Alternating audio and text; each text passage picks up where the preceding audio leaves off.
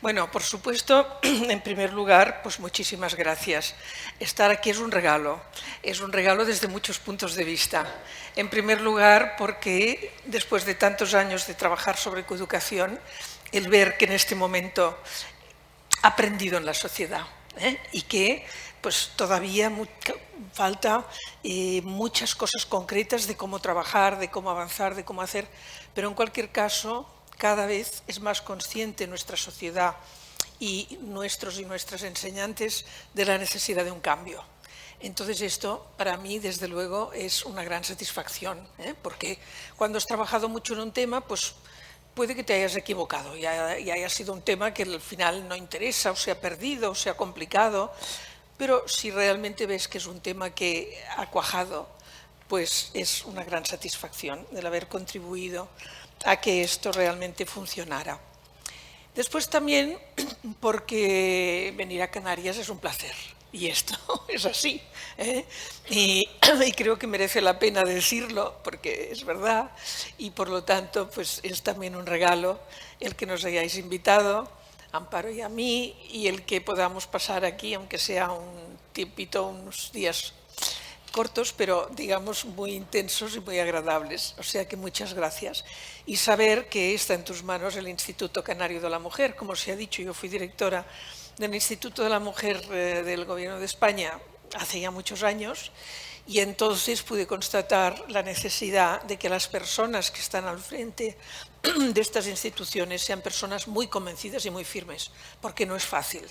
Y como no es fácil avanzar porque hay todavía muchos prejuicios, hay muchas resistencias y entonces si no son personas que realmente lo asumen como una tarea de fondo, pues muchas veces puede que se cansen o que digan esto no es posible, y solo cuando son mujeres que han sido feministas, que lo han asumido como algo personal, pues esto realmente funciona. Mirad, en el ratito que tengo, porque es el tema que me habéis pedido, es un tema que me interesa mucho, pero que además es muy largo. Entonces, en el poco tiempo del que disponemos, voy a tratar de daros un poco un marco general. O sea, no voy a bajar tanto en la concreción. Si acaso luego, como tenemos una mesa redonda para poder dialogar, pues preguntáis y vamos a ampliar, pero en casos concretos, ¿no? Cuestiones concretas.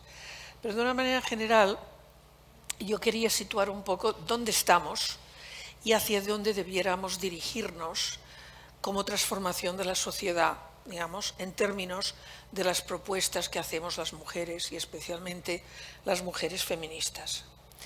Mirad, digamos, ya sé que lo que voy a contar al principio es un poco abstracto, pero no me da tiempo de bajar más al detalle. Digamos, en la humanidad ha sido muy pobre. La vida ha sido muy difícil en la Tierra. Entonces ha habido que hacer una especie de división del trabajo. Y esta división del trabajo, aparte de otros aspectos que ha tenido, que ha dado lugar a clases sociales, por ejemplo, pues ha sido también una división sexual del trabajo. Los hombres ocupándose de unas cosas, las mujeres de otras. Y eran cosas todas ellas esenciales para la vida. Tanto lo que hacían los hombres, que era tratar de obtener los medios para la subsistencia, como lo que hacían las mujeres, que era tratar de cuidar a las personas con los pocos medios que tenían para que pudieran seguir adelante. Esto ha dado lo que llamamos los géneros, que son como un conjunto de puntos de vista, intereses, capacidades diferentes para hombres y mujeres. Inicialmente no sabemos hasta qué punto, pero imaginamos que como seres humanos tenemos las mismas capacidades, con una diferencia evidente que es que la reproducción pues tiene, digamos, diferencia en función los hombres y las mujeres, y en el cuerpo de los hombres y en el cuerpo de las mujeres hay diferencias notorias porque tienen un papel diferente en la reproducción humana. Pero al margen de esto, pensamos que tanto hombres como mujeres tienen unas mismas capacidades. Pero ¿qué pasa? Que ya a partir del nacimiento, pues la sociedad va dando forma a los hombres de una manera porque les atribuye unas determinadas capacidades y obligaciones, y a las mujeres les va dando forma de otra manera porque les atribuye otras funciones dentro de la sociedad. Lo que ha pasado es que estas funciones, que tenían que ser, en principio, son de igual importancia, porque si lo decimos en otros términos, pues es tan importante la producción como la reproducción, y cuando hablamos de reproducción no solo la reproducción de las personas en términos del nacimiento, sino de la vida misma, es tan importante la producción como la reproducción. Si no tenemos producción no viviríamos porque no tendríamos que comer. Si no tenemos reproducción se acaba el mundo porque nos morimos. Por lo tanto es igual de importante. Pero como lo que se había atribuido a los hombres era algo que necesitaba de la fuerza y de la valentía, lo que se había atribuido a las mujeres también, porque es el parto, y es el nacimiento, y es el embarazo, y es el amamantar. Y todo esto exige mucha fuerza. Pero esto nos lo había dado la naturaleza, no la sociedad. Mientras que la sociedad dio a los hombres el tener que atacar y defender. Y para esto se necesitaba la fuerza. Y entonces esto hizo que efectivamente, lo estoy contando en términos a grandes pinceladas, porque evidentemente aquí podríamos hablar de muchas más cosas, pero para situar el tema. Entonces ahí, ¿qué pasó? Que esta fuerza pues hizo que predominaran los hombres y que se considerara que todo lo que hacían los hombres era más importante. Esto se ha desarrollado hasta el punto que todo lo que han desarrollado los hombres es lo que consideramos universal, propio del género humano. Mientras que lo que hacían las mujeres, o lo que hemos hecho las mujeres a lo largo de la historia, se consideraba propio de un grupo particular, el de las mujeres, que tenían que estar sometidas y que además estaban, digamos, habían nacido, estaban programadas para atender a los hombres en esta cosa universal. ¿Entendéis? Bien, esto pues ha llegado un momento que por razones diversas, que tampoco puedo entrar en ellas, se ha roto. Y se ha roto porque nuestra vida no es tan difícil como fue en el pasado, porque nosotras podemos ahora controlar los nacimientos, en fin, por una serie de razones. Entonces se planteó la igualdad por parte de las mujeres. Y este primer planteamiento de la igualdad significaba: yo quiero hacer lo que tú haces, quiero entrar en los universales. Si lo importante es trabajar, es producir arte, es hablar en público, es saber, yo quiero hacerlo, porque como persona me interesa y tengo capacidad para ello. Y esta es la primera etapa de la igualdad, de la primera etapa de la igualdad de nuestra época, digamos lo que se plantea en los 70, los 80 y que se había planteado anteriormente en otros momentos. Bien, como ahora esto se ha hecho más realidad, porque las condiciones generales lo permiten, pues las mujeres hemos ido entrando, todavía no estamos en la igualdad, pero hemos ido entrando en el mundo de lo público. Y primero hemos entrado de puntillas, pensando que no sabíamos, que no sabríamos, que no podríamos, que yo no sé si estoy preparada, llenas de culpabilidades, sensaciones de impotencia, pidiendo perdón. Pero ahora ya llevamos algún tiempo, porque desde los 80 pues empezó, los 90, todavía en desigualdad, seguimos en desigualdad en cuanto a las responsabilidades en el ámbito público. Y hay que seguir peleando por esta igualdad. Pero hemos ido entrando. ¿Qué ha supuesto esta entrada? Esta entrada ha supuesto que nosotras asumíamos partes importantes de la masculinidad. Es decir, de los roles sociales, del pensamiento, de las formas de vida, que habían sido solo de los hombres. ¿Entendéis? ¿Por qué? Porque si teníamos que trabajar en público, pues nos teníamos que vestir de una manera diferente, por ejemplo, que si solo estábamos en casa. Teníamos que aprender cosas diferentes. Teníamos que, incluso, ¿sabéis qué hemos hecho? Bajar la voz hacia la gravedad. Cuando oímos la voz de mujeres de sociedades del pasado o que están en el pasado, por ejemplo, cuando oímos la voz de mujeres españolas que cantaban las seguidillas o toda una serie de canciones de hace un siglo. Es una boda, sí. Ninguna de nosotras habla así. ¿Por qué? Porque nosotras hemos estado en ámbitos masculinos donde la voz chillona, ay, era como esta tontita. Y entonces inmediatamente hemos bajado la voz hacia la gravedad. Y ahora a veces, si oís por la radio, ya no sabes si es un hombre o una mujer, porque las voces de las mujeres se han agravado. Y parece que esto está perjudicando nuestro aparato fónico. Pero es igual, nos hemos mimetizado. Si veis, por ejemplo, las primeras mujeres que fueron que entraron en los parlamentos, etcétera, en España, a partir de la democracia, pues iban o con el traje chaqueta, primero con faldita, luego ya con pantalón. El traje chaqueta que imita el traje masculino, pero con un pañuelito o una joyita reivindicando que soy una mujer. La pequeña diferencia, como se ha dicho a veces, tenemos que remarcar que soy una mujer, la pequeña diferencia, pero no me he visto con un vestido escotado. La primera que entró así, que fue Carmen Albor, fue un choque, porque entró con una pamela y con un escote, porque Carmen se ponía el mundo por montera, era una fuerza extraordinaria, pero chocó. ¿Por qué? Porque, bueno, esto no es propio del Parlamento, no es propio del Congreso, no es propio de una diputada. Solo se lo podía permitir la que tenía tanta fuerza que pasaba por encima. Pero lo que os quiero señalar es esto. Hemos ido hacia la masculinización, que no es masculinización por esencia, sino porque socialmente era la parte atribuida a los hombres. Entonces, ¿esto qué ha hecho?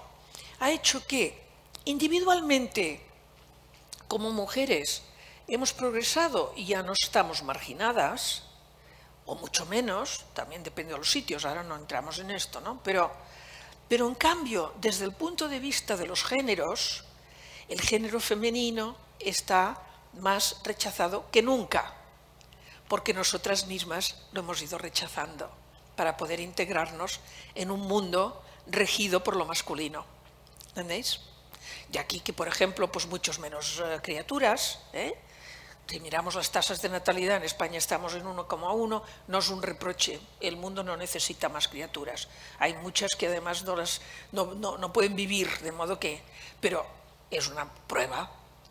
Y como esto, muchas otras cosas. Bueno, en un cierto momento nos dimos cuenta que este proceso que habíamos hecho de entrar en el mundo masculino no había tenido el correspondiente, que era que los hombres entraran en el femenino. Por lo tanto, que ellos asumieran la parte de la reproducción que nosotras íbamos limitando. Entonces esto creo que ya vimos ahí un primer desequilibrio. Y empezamos, pues bueno, a decir pues que vosotros también tenéis que ocuparos de los hijos, hijas, los padres, madres, y hay muchas resistencias.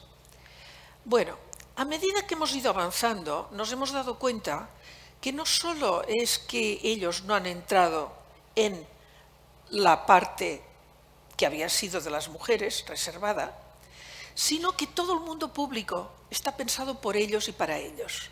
Y nosotras chocamos por todas partes, porque no está previsto que estemos. Ahora estamos admitidas, pero siempre y cuando nos trasvistamos, es decir, aceptemos los criterios, los valores, los principios, las formas de actuar, casi hasta los trajes, que han sido los propios durante milenios del mundo masculino. ¿Entendéis?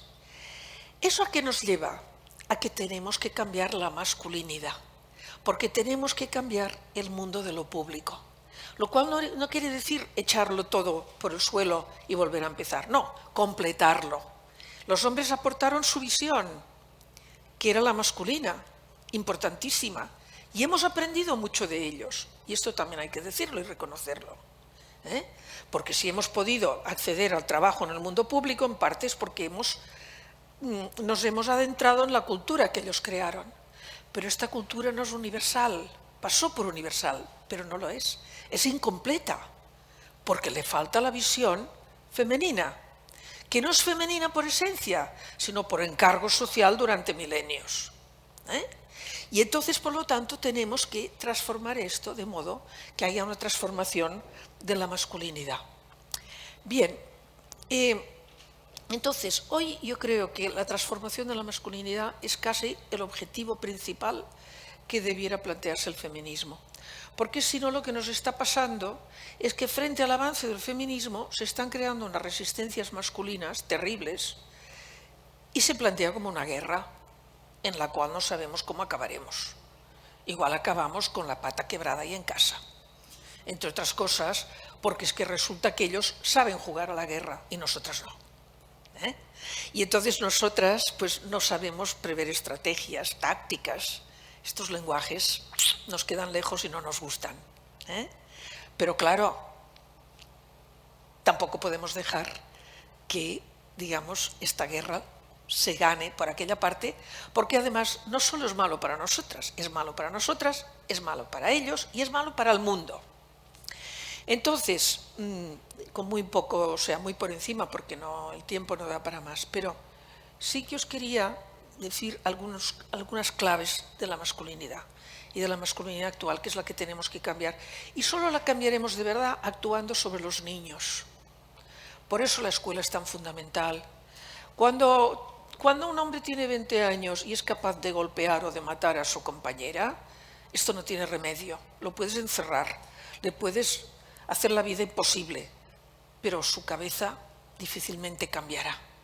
Porque lo que verdaderamente ha sido el fundamento de su personalidad son unas determinadas cosas que ya no tienen cambio posible.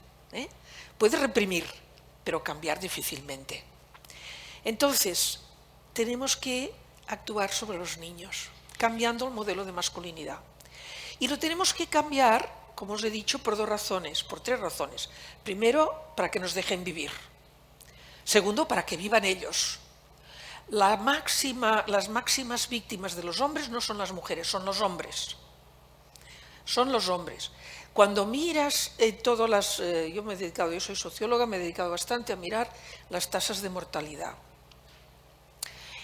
Cuando vemos los homicidios, mueren muchos más hombres a manos de hombres que mujeres a manos de hombres. Solo que las mujeres hemos dicho, ¿pero qué es esto de que nos maten?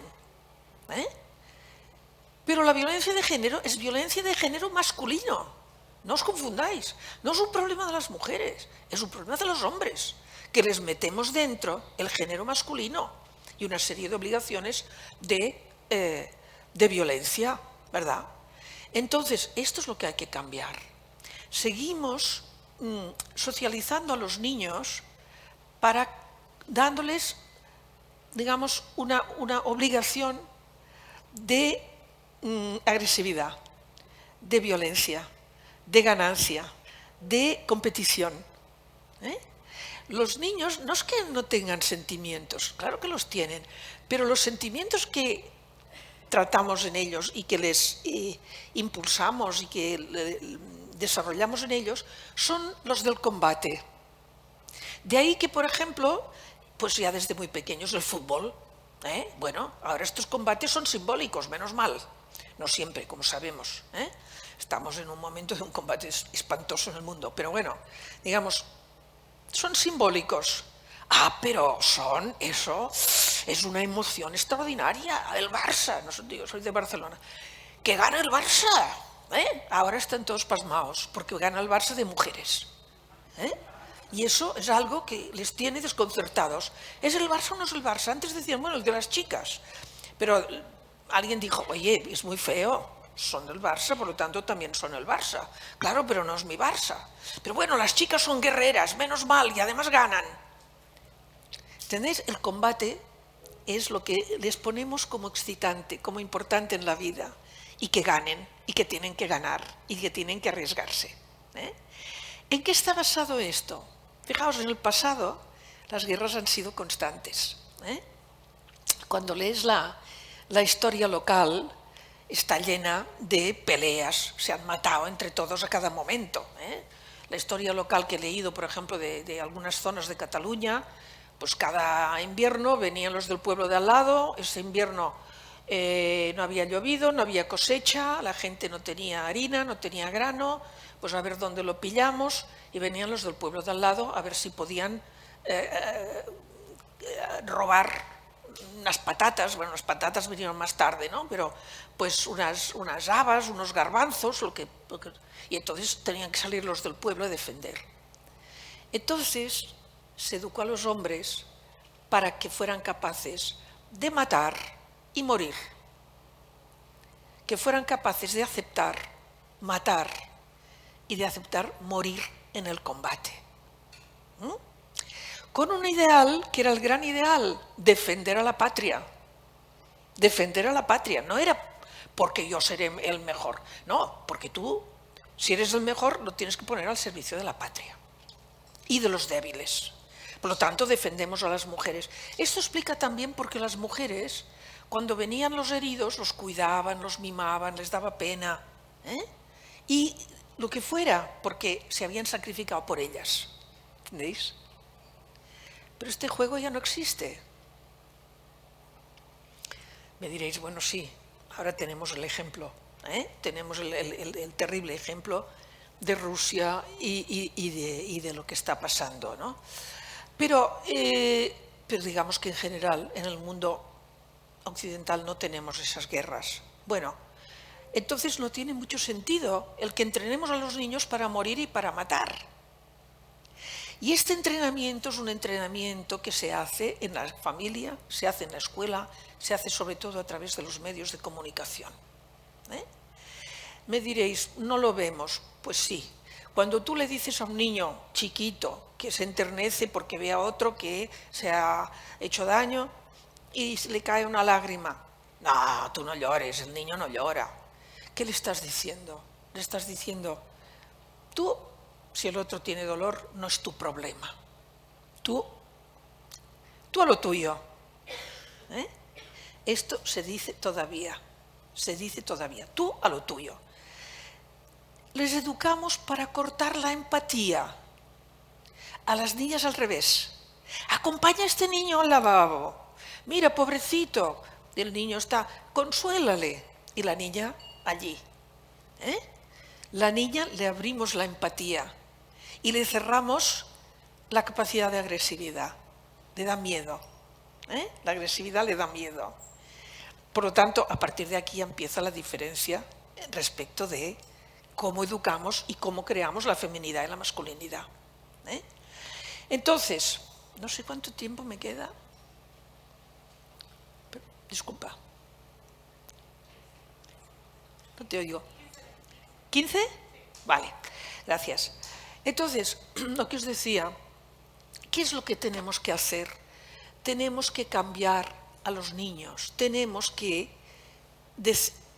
hacer que puedan abrirse,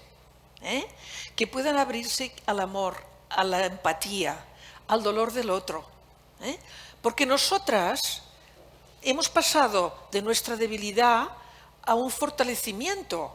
Hay que aprender matemáticas, allí estamos. Hay que conducir un coche, allí estamos.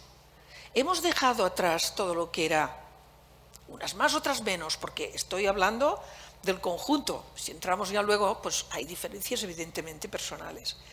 Hemos tenido que empoderarnos.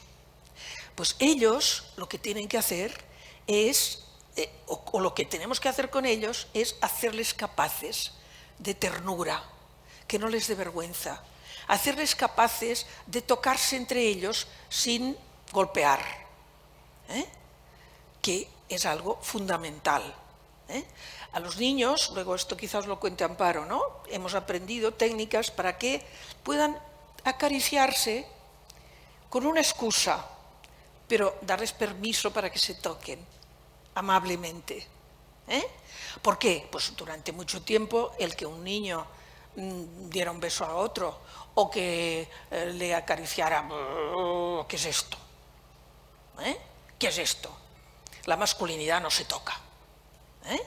¡Qué miedo! Un mundo en que los hombres no sean lo bastante hombres. Bueno, pues este ser lo bastante hombres lo sufren más ellos que nosotras incluso. Que nosotras también, por supuesto. pero lo sufren más ellos. He estudiado por qué los hombres mueren antes que las mujeres. En este momento, casi en todos los países del mundo, excepto en unos pocos países africanos muy pobres, la vida de los hombres es más corta que la de las mujeres. En el pasado fue al revés. El grado de civilización casi se puede medir por cómo ha ido cambiando la esperanza de vida de hombres y mujeres. Cuanto más se ha avanzado, más las mujeres han superado en esperanza de vida a los hombres. En nuestro país, la esperanza de vida es aproximadamente de 5 años de diferencia. Las mujeres tenemos, bueno, ahora con el COVID ha habido algunos cambios, pero esto es muy acotado a un problema concreto, ¿no?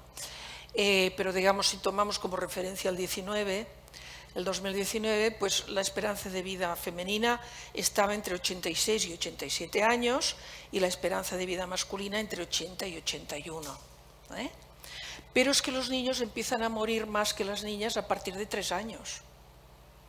Y los años en los que hay una mayor diferencia es entre 20 y 30. A los 20 años, por cada mujer que muere en España de esta edad, mueren 3 hombres.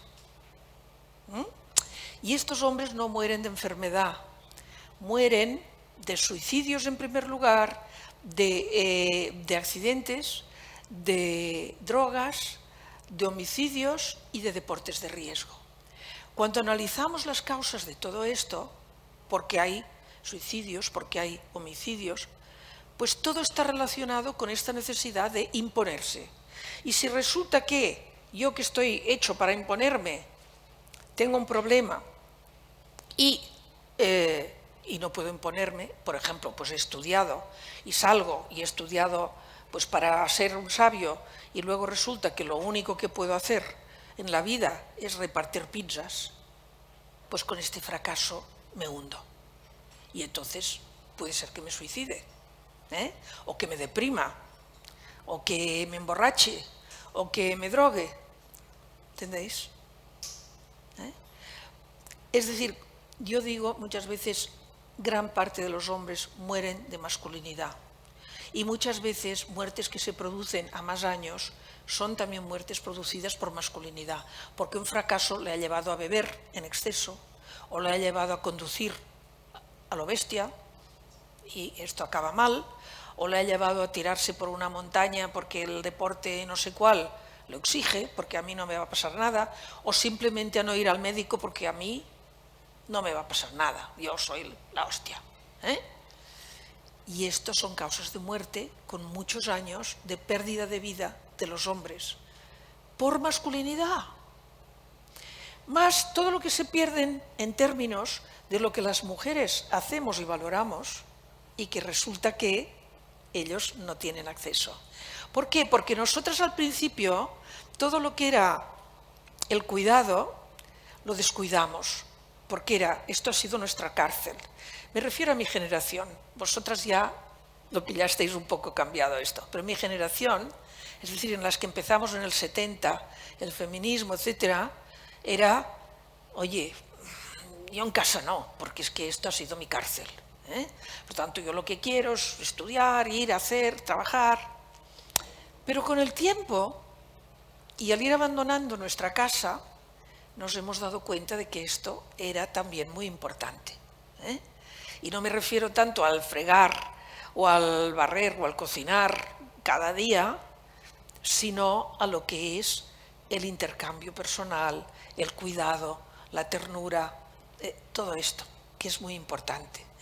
Claro que tiene una parte pesada, que es el fregar, pero ¿qué trabajo no tiene una parte pesada? Y aburrida y burocrática y... Pues yo que he sido profesor de universidad, pues mira, me gustaba mucho mi trabajo, pero el día que había que corregir 200 exámenes, pues si hubiera podido cambiar de trabajo lo hubiera hecho, ¿no? Bueno, ¿entendéis? Por lo tanto, no es que el mundo masculino sea maravilloso y el de las mujeres era horroroso, no. En las dos cosas hay valores positivos. Entonces, digamos, lo que tenemos que hacer es rebajar en los hombres, en los niños que educamos, esta necesidad de enfrentamiento, de riesgo, de confrontación, y abrirles el mundo de la ternura, de la cooperación, del juego en común, de el estar, digamos, bueno, lo que ahora llamamos el cuidado, porque finalmente hemos conseguido darle un nombre a lo que hacíamos las mujeres y le llamamos el cuidado. Y este cuidado lo podemos entender de muchísimas maneras, pero aquí metemos de alguna manera todo el paquete de la feminidad tradicional que de alguna manera estás haciendo falta en el mundo. ¿Por qué está haciendo falta en el mundo? Y esto lo enlazo con el tema del ecofeminismo. Fijaos, esto lo tengo que explicar muy rápido y por lo tanto solo es verdad medias, como siempre que se explica muy rápido, pero cuando va desapareciendo la idea de Dios y de que se nos juzgará en la vida futura y que Dios no quiere que hagas cosas y tal, determinadas cosas, bueno, ¿qué sentido tiene la vida? Pues la vida tiene este sentido de yo puedo, para los hombres sobre todo, yo puedo enriquecerme, yo puedo gobernar, yo puedo entender, yo puedo cambiar las cosas. Y entonces se ha desatado la necesidad de imponerse a la naturaleza. Entonces resulta que,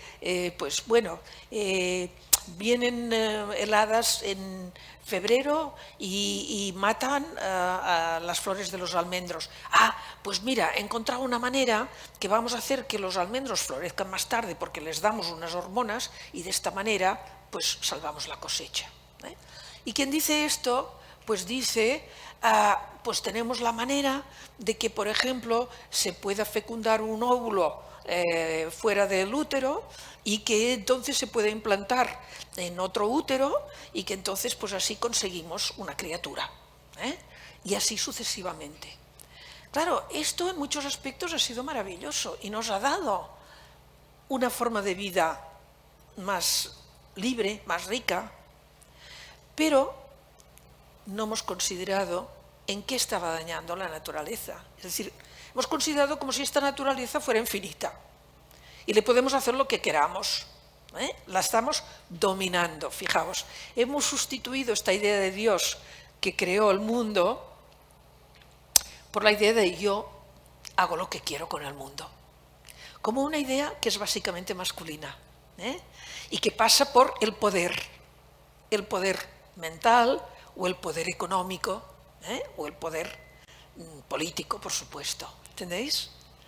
Entonces, claro, si no restablecemos aquí un equilibrio, pues resulta que la Tierra tampoco aguanta, tampoco, y lo estamos viendo. Es decir, como os decía antes, nos hemos ido totalmente hacia la masculinización, a aceptar las normas masculinas, porque eran las valoradas. Pero nos hemos ido tanto que se ha producido un desequilibrio. Y sabemos en sociología que siempre que en una sociedad se produce un desequilibrio, o tiendes a volver al equilibrio o aquello acabará mal. Porque tiene que haber una serie de situaciones que se compensen, porque es que si no, efectivamente, pues llega un momento que aquello, en lugar de ser positivo, se convierte en negativo. Y da la impresión de que en relación a la Tierra ya hemos llegado a ese momento. Es decir, que verdaderamente hemos producido tal desequilibrio en los niveles de los equilibrios ecológicos y referidos pues al tiempo, a todo esto, pues que al clima, que efectivamente ya estamos comenzando a pagar unas facturas inmensas que además se van a acrecentar y que no sabemos si estamos a tiempo de parar. Pero para poder pararlas tenemos que entrar con otro sistema de valores, que no sea simplemente, bueno, pero con esto yo me haré rico, con lo cual no me vas a parar, porque mi libertad. O con esto, pues yo puedo tener un coche más potente, ¿y por qué me vas a parar? Porque la libertad, desgraciadamente, ahora, que era algo tan fundamental para la humanidad, se ha convertido en algo negativo, precisamente por este desequilibrio, porque la libertad es la libertad individual. Yo puedo hacer lo que me dé la gana. Y aunque esto perjudique al mundo, y de nuevo tenemos en la tele hoy el ejemplo de esto, aunque esto perjudique al mundo, es mi libertad. Por lo tanto, si quiero aplastar a Ucrania y tengo la fuerza para hacerlo, nadie me podrá parar, ¿entendéis? Ahí de nuevo necesitamos tirar del valor femenino, de los valores femeninos, como elemento fundamental para la conservación de la vida.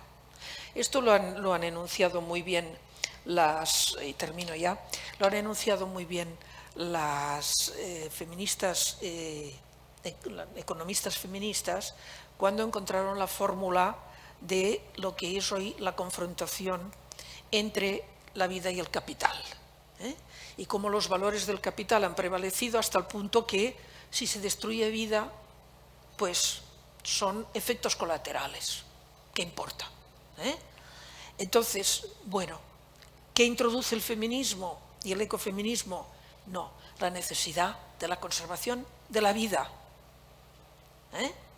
como un elemento fundamental. Y si no se gana tanto dinero, que no se gane, ¿verdad? Entonces, por eso os decía que estamos en un momento que, desde el punto de vista de los géneros, mi punto de vista es que no hay que ir a reafirmar géneros, sino al revés. Hay que ir a la eliminación de los géneros, que no de los sexos, pero sí de los géneros. ¿Por qué? Porque los géneros eran elementos consolidados y impuestos, que impedían el libre desarrollo de las personas. Por lo tanto, hay que eliminar los géneros y que cada persona, sea hombre o mujer, viva como quiera, ame como quiera, se vista como quiera y elija el trabajo que quiera, ¿verdad? Sin dejar de ser hombre o mujer, porque biológicamente pues esto le ha sido dado por la naturaleza y la verdad es que cambiarlo no es posible. En el fondo no es posible. Podemos maquillarlo, pero cambiarlo no. De modo que yo creo que hay que ir hacia la desaparición de los géneros, pero esta desaparición tiene que implicar forzosamente que todo lo que estaba en el género femenino y era positivo, y todo lo que estaba en el masculino y era positivo, esté al alcance de hombres y mujeres. ¿Entendéis? Y para esto necesitamos hoy dar valor a todo lo que hemos hecho las mujeres históricamente, darle valor, porque claro, invitar a los hombres a compartir y a considerar universal una cosa si no tenía valor, no tiene mucho sentido. Lo que hay que ver es que sí tenía un gran sentido, que sí era muy potente, y que efectivamente lo que queremos es que esta parte se convierta también en universal, considerado como universal valioso, igual que lo que han aportado los hombres, y que lo podamos compartir hombres y mujeres. Y lo dejo aquí. Gracias.